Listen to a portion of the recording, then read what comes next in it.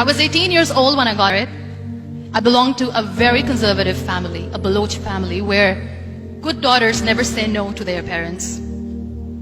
My father wanted me to get married, and all I said was, if that makes you happy, I'll say yes. And of course, it was never a happy marriage. Just about after 2 years of getting married, about 9 years ago, I met a car accident. Somehow my husband fell asleep and the car fell in the ditch. He managed to jump out, saved himself. I'm happy for him. But I stayed inside the car and I sustained a lot of injuries. The list is a bit long. Don't get scared. I'm perfectly fine now. Radius ulna of my right arm were fractured. The wrist was fractured. Shoulder bone and collarbone were fractured. My whole rib cage got fractured. And because of the rib cage injury, lungs and liver were badly injured. I couldn't breathe. I lost urinary bowel control. That's why I have to wear the bag wherever I go. But that injury that changed me and my life completely as a person and my perception towards living my life was the spine injury. 3 vertebrae of my backbone were completely crushed and I got paralyzed for the rest of my life.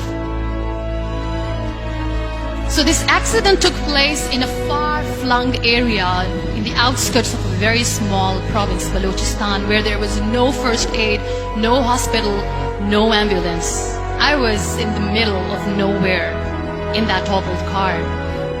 Many people came to rescue. They gave me CPR.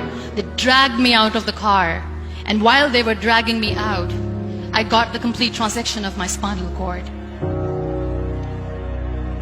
I finally ended up in a hospital where I stayed for 2.5 months. I underwent multiple surgeries. Doctors have put a lot of titanium in my arm. There's a lot of titanium at my back to fix my back. That's why people in Pakistan call me the Iron Lady of Pakistan.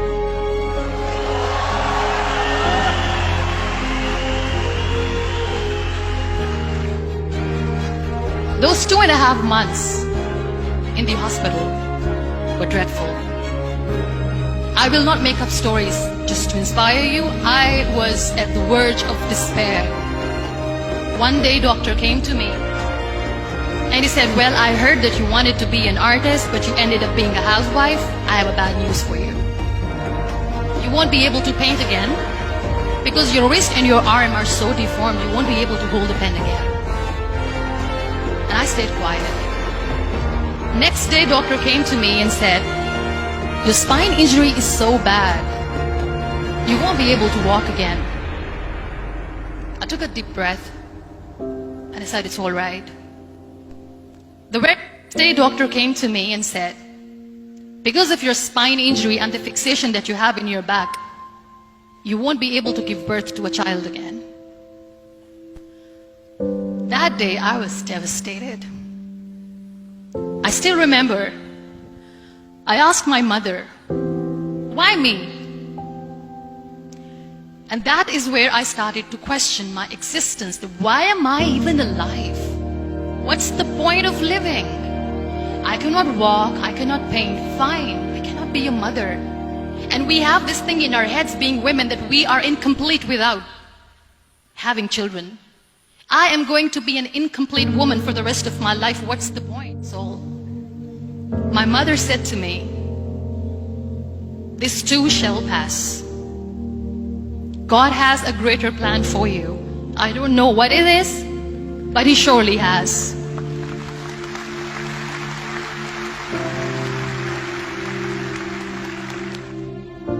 So what kept me going was, one day I asked my brothers, I know I have a deformed hand, but I'm tired of looking at these white walls in the hospital and wearing these white scrubs. I'm getting tired of this. I want to add more colors to my life. I want to do something.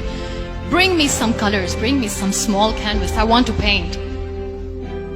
So the very first painting I made was on my deathbed, where I painted for the very first time.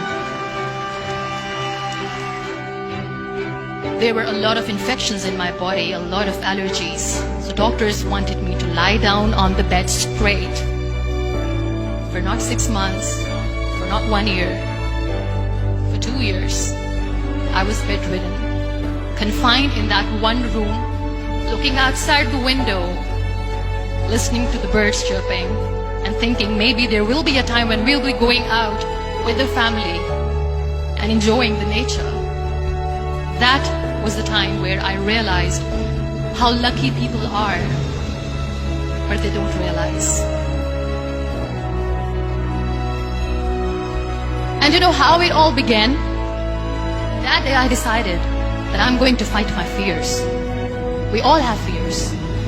Fear of unknown, fear of known, fear of losing people, fear of losing health, money. We want to excel in career, we want to become famous, we want to get money. We are scared all the time. So I wrote down one by one all those fears. And I decided that I'm going to overcome these fears one at a time. Do you know what was my biggest fear? Divorce. Didn't work. But the day I decided that this is nothing but my fear, I liberated myself by setting him free. And I made myself emotionally so strong that the day I got the news that he's getting married, I sent him a text that I'm so happy for you and I wish you all the best. And he knows that I pray for him today.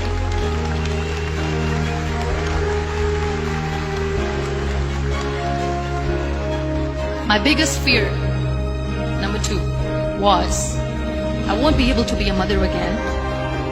And that was quite devastating for me. But then I realized there are so many children in the world, all they want is acceptance. So there is no point of crying, just go and adopt one. And that's what I did.